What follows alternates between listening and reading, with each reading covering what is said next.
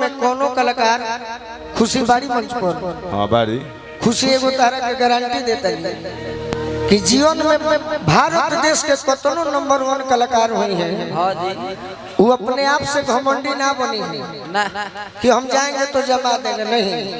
उसके लिए माहौल तैयार किया जाता है। और आज जो श्रोता आए हुए हैं ये इतना माहौल बना देंगे कि आपको गाने में मन लगेगा। सही बात है, श्रोता ही सर्वोपरि है।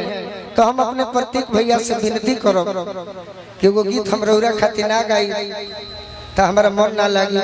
मुखिया जी बानी तनी मनी हमारा खातिर मंच पर आई आई दुल्हा मुखिया जी, आई मुखिया जी आई आई आई मुखिया जी जल्दी आई। ते खड़ा मत हुई।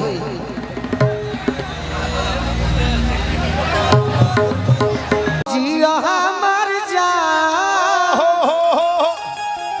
अरे जान हो से रे बिहार के वाह वाह केने बा बिमले सवा के कंपनी हो। बताओ खुशी है कहने बा अल्लाह करू कि सारा ठल भुला जइबू हो। वाह सिस्टम कैसे बागानवा रे मर्द देखिए सिस्टम तो सारा कि सारा ठल भुला जइबू हो। कौन यार तहर फेवर करी असेरे बिहार घरे आ जइबू हो।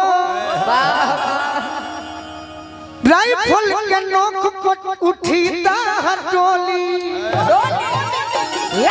लड़की कहती है कि ढेर बना मत हमरा पे अंगुरी मत भिरा बना मत फंसा दे। दूसरा से कह जेकरा पे बनत होई अंगुरी टूट जइतो कि के कर मजल बजे हमरा से बोली, के कर मजल बजे हमरा से बोली। मजनुआ हो माफिया चला दी गोली, मजनुआ हो माफिया चला दी गोली। तो जनुआ काटा लेके घूमे लाखों मोरिया में। तो जनुआ काटा लेके घूमे लाखों मोरिया में। आओ पर नाम फैलल बटई जवरिया में। आओ पर नाम फैलल बटई जवरिया कि हम से जे बोली दिमाग दे हो खोली। के कर मजल बजे हमरा से बोली, के कर मजल बजे हमरा से बोली। मजनुआ हो माफिया चला दी गोली, मजनुआ हो माफिया चला दी गोली, मजनुआ हो माफिया चला दी गोली।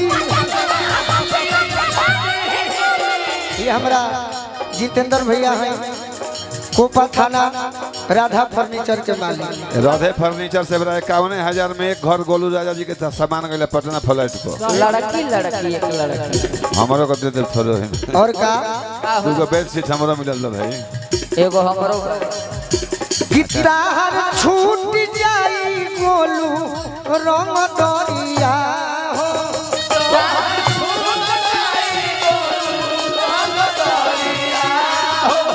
हमसे करो जानी ढे परिया दिया।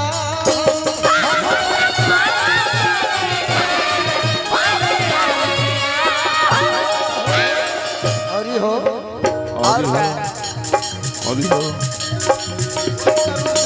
रहे थे उतना हो गई प्रचार हो गई। दोसर गाना गावे के बाद इतना प्रचार भइल कम